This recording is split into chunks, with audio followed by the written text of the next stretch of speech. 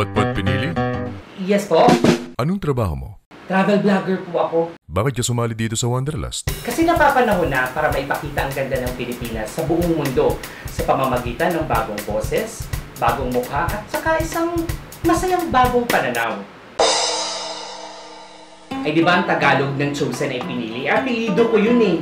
Lagalag ako mula Apari hanggang Tawi-Tawi. Eroplano, barko, bangka, tren, bus, habal-habal, kumpit. Nasakyan ko na lahat yan. Maglakad, mag-hitchhike, magsagwan.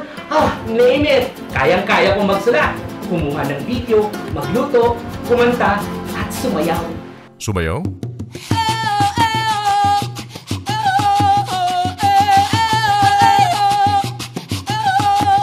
I am the chosen one because I am a storyteller and no one can tell it best than a passionate Filipino like me. I am Potpot Pinili and I am the chosen one.